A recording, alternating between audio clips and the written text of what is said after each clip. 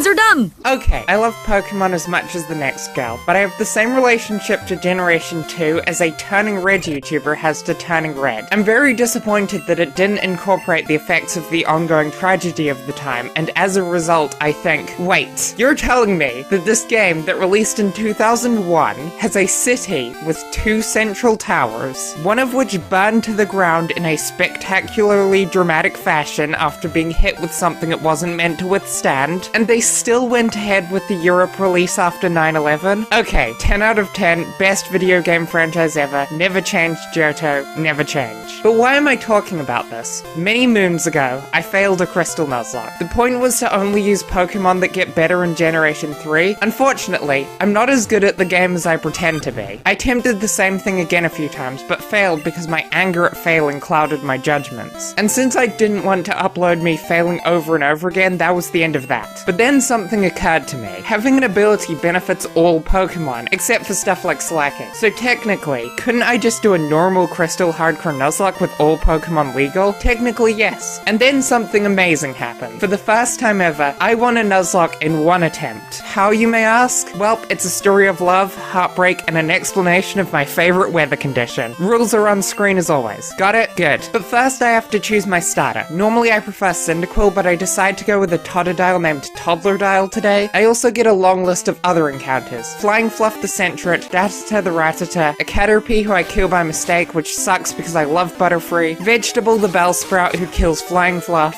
Rockstar the Geodude, Mewtwo the Ghastly, Hoomps the Hoot Hoot, and Oh the Unknown. From here I'll be mentioning encounters as I use them to save time, but I thought I'd just set the stage. But anyway, first up is Falkner. He leads Pidgey as I lead Toddlerdile. TD has Rage, so Pidgey's tackles just make them more and more powerful. Held Berry heals up TD after 3 tackles and rages, but Pidgey isn't as lucky. A 4th Rage takes out Pidgey, and next up is Pidgeotto. I go for a Scratch knowing I will have to switch out next turn, but it does like nothing. Turns out, in Generation 2, Rage damage boosts only apply as long as you keep using Rage. Well, that's lame, but good to know, I guess. From here I can switch to Rockstar on a tackle to miss tackles twice after Mud Slaps. This, however, does give me a free switch to Hoomps thanks to their flying typing. Hoomps uses Growl to lower Pidgeotto's damage, and then hits with 2 very weak tackles, but I think we're kind of running out of HP. Good thing I can switch to O, whose hidden power is super effective versus flying types. Yes, I tested this beforehand, but let's pretend this was a wild gamble just for fun. After one last gust, Pidgeotto falls, and that's my first gym badge. Next up is Bugsy, so I will do the same thing again with Toddlerdile. Just click Rage till I run into a problem. His Metapod likes setting up Harden, but they also only do 3 damage with Tackle, so by the time Metapod falls, I have doubled attack. Next is Kahuna, who Rage just flat crits against on the first turn. After a Harden and a Poison Sting, Kakuna falls and I'm at +3. Normally Dunsparce is the best Rage sweeper, but Toddlerdile is pretty good too. But that has to end as I switch to Rockstar on a quick attack and Fury Cutter from Scyther before doing silly damage with a Rock Throw. A second Rock Throw takes the win, and that's the second gym badge. Use Geodude in Gen 2. It's absurdly OP.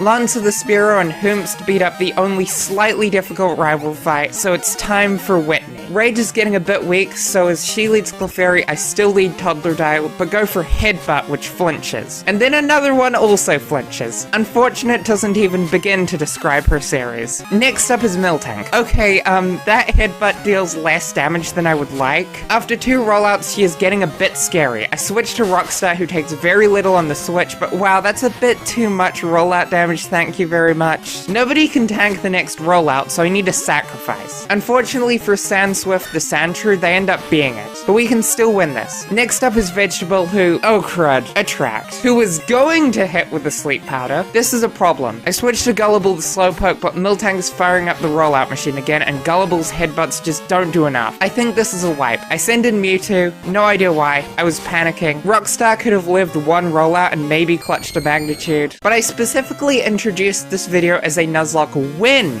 so it can't go down like this. Vegetable comes back in, and Miltank misses rollout. Yes, pure skill, eat Sleep Powder, and die to 2 Vine Whips. Haha, get wrecked, GG, no rematches. Next up is Morty, who should be a bit easier. He leads Ghastly as I lead Rockstar. A Curse and Magnitude both do pretty significant damage to Ghastly's health, but he is more where that came from. Next is Haunter, who misses a Hypnosis before getting one shot by a Magnitude. Next is Gengar, but because of how my level cap rules work, I have to switch out. Lancer gets hit with a mean look on the switch, which could be a problem, so I decide to hit Gengar with 2 layers. Since Lancer is immune to Shadow Ball, they have to go for Hypnosis, which misses the first time and is cured by a Mint Berry on the second. But then Lancer gets put to sleep. Damn it, I should have just pre-paralyzed them. This would make this so much easier. A Dream Eater does way too much damage and Lancer doesn't wake up, so one last Dream Eater steals their life. Well, that's not very nice. I decide to have Hera Happy the Arbok, named for the fact that I didn't get a Heracross, hit with a Bite after being cured of a Hypnosis by another Mint Berry. Hypnosis then misses twice, so Hera Happy gets in a good meal. Then one last Hypnosis miss means that I've won the 4th gym badge and Hera Happy's career as a Minecraft YouTuber is over. I wasn't recording for the fights vs Chuck's gym trainers, but Better Free the Venomoth just flat dies, so that's great. I just got them too. Whatever, next up is Chuck and he leads Primeape as I lead Regina the Gyarados. My Surf does a lot more damage than Chuck's failed Leer. Oh yeah, enemy stat lowering moves can just fail in Gen 2 for no reason other than the game is bad. LOL and Rolf.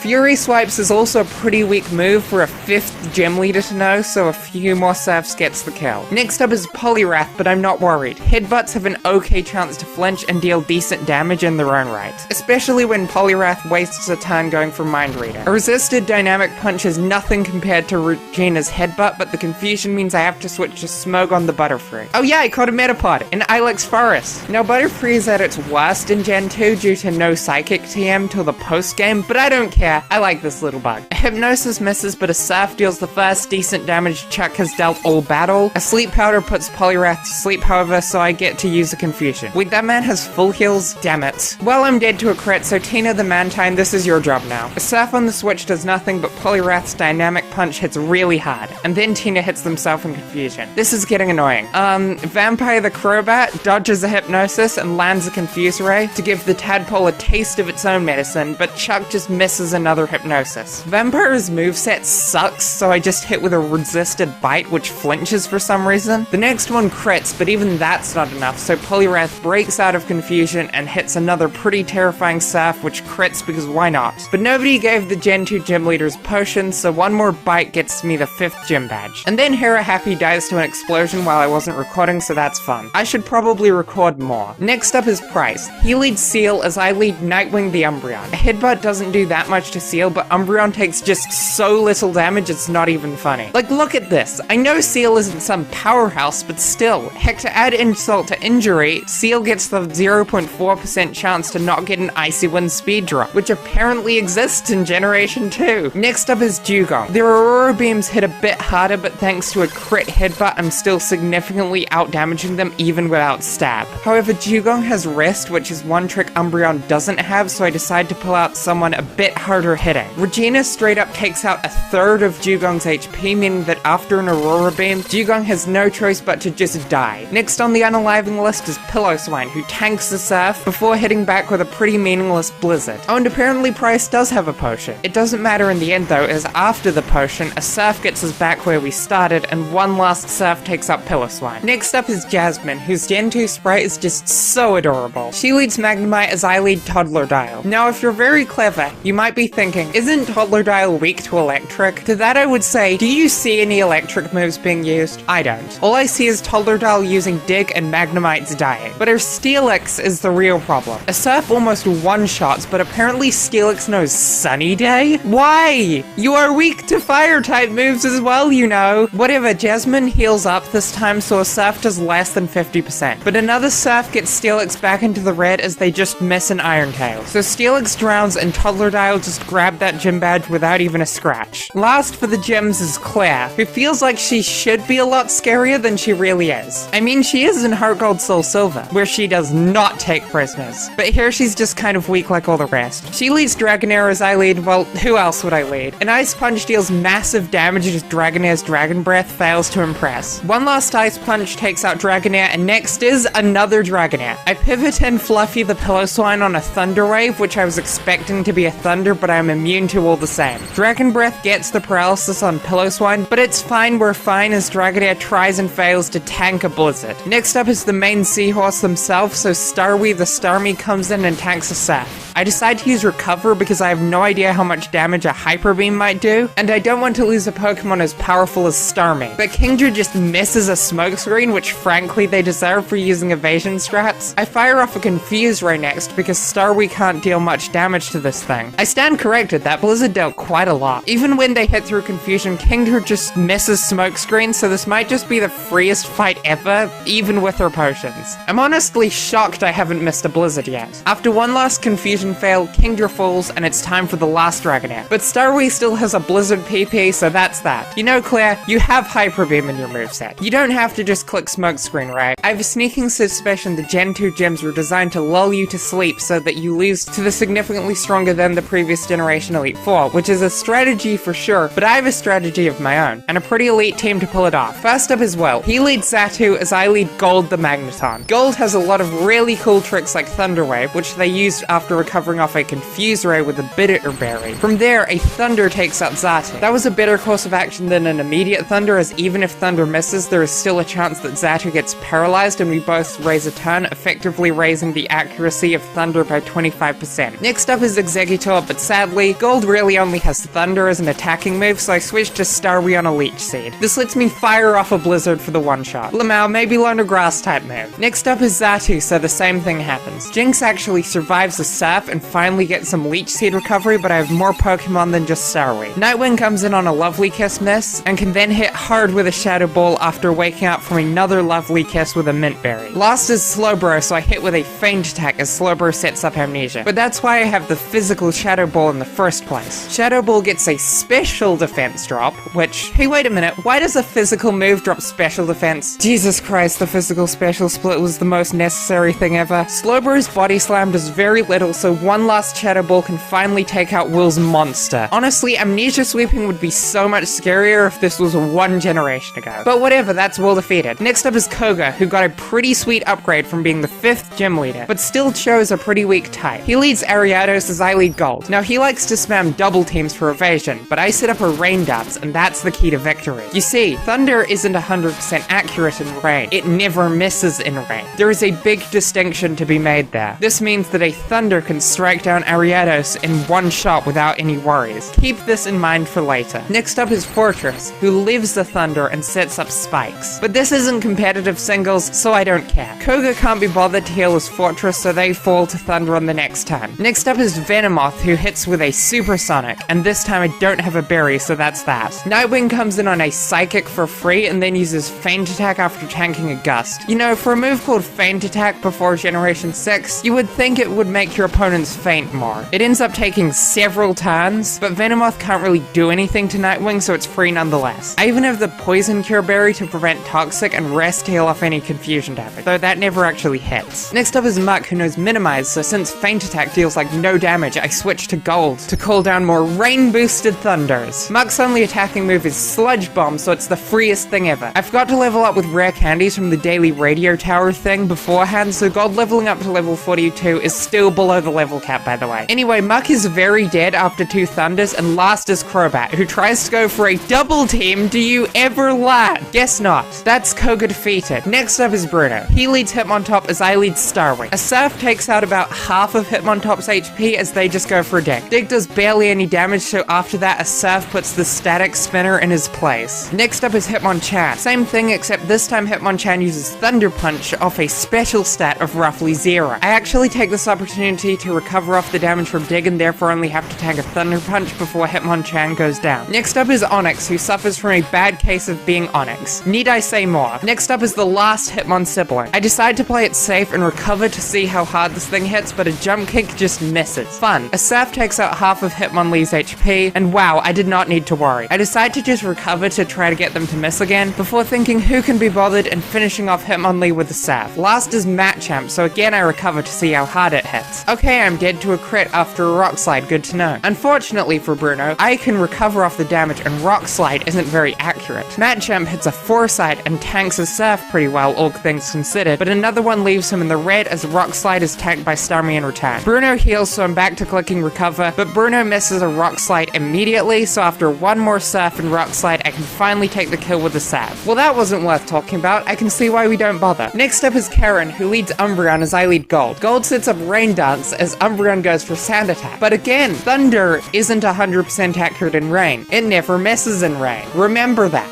Thunder takes takes out half of Umbreon's health as they just go for a feint attack. Unfortunately, Umbreon lives a second Thunder, so that's my Bitter Berry gone. But one last Thunder takes out Umbreon, meaning next is Houndoom. I could probably live a Fire-type move thanks to the rain, but I decided to switch to Toddler to drown this doggo. A Crunch deals massive damage as an Earthquake almost takes out Houndoom. Now I have a problem. I die to another Crunch, but I correctly predict that Houndoom will go for a max potion here. Fun fact, in Generation 2, trainers only use items on their highest level Pokemon. Still, that was kind of risky. From here I switched to Gold to predict a resisted Crunch, and then to Meanie the Tentacle on a Flamethrower. This works, so now I can take out Houndoom with the Surf. Next up is Vileplume, so I can use a Blizzard to almost one-shot the silly flower. However, Vileplume hangs on to hit with a Pill Dance, meaning the fact that Meanie misses a Blizzard is getting concerning. I switch out to Nightwing as Vileplume punches himself in the face and then take the kill with a feint attack. Next up is Murkrow, so now it's time to start headbutting. This might take a while. Eventually Murkrow falls, and last is Gengar. This thing knows Destiny Bond, so I decided to be a bit careful. After hitting with a feint attack, there's always the possibility that this thing might use Destiny Bond and I might crit to kill it, so there's no point attacking. So I just sit there asleep thanks to resting up to full and waste time with Headbutt. But Gengar knows Spite, so it's really best to just switch back and forth with Rockstar until they run out of Destiny Bond PP, allowing me to take the knockout and beat the Elite Four. But there's one more challenge left, and it's Lance. He leads Gyarados as I lead Gold. Okay, I'm gonna level with you. I don't understand the Gen 2 AI very well. I would like to understand it better, but from what I know, in this position, the most likely move for Gyarados to use is Rain Dance. It's not even close to guaranteed. I think it's like a 60-ish% chance. I can probably survive a Surf anyway, but this means that, most likely, when I click Thunder, it will be 100% accurate. And what did I tell you? Boom. Die. Thanks for the weather boost, loser. This is unironically one of the moments I'm most proud of in my life. Get wrecked. Unfortunately, the rest of the battle isn't as cool, but whatever. What I should have done here was use Thunder, but no, I used Thunder Wave, clashing right into Dragonite's Safeguard. Well, that was dumb. I used Thunder on the next turn as Dragonite uses Outrage, but then a second Thunder high rolls and I take out the Dragonite. Never punished. Next up is another Dragonite, so I have to switch to Nightwing, who tanks a freaking Hyper Beam like they're already the champion and retaliates with 2 feint attacks. Dragonite goes for Thunder Wave, but you know me, I already have the berry prepared. But the second Thunder Wave does land, and as it turns out, I have been speed tied the whole time. I decide to rest it off as Dragonite misses a Thunder. Maybe you should consider Rain Dance. From here I use Sleep Talk a little to slug away at Dragonite as they fire back with Thunder and Hyper Beam. I of course rest up on Dragonite's recharge turn and then have the dumbest idea of my life. I decide to switch to Rockstar.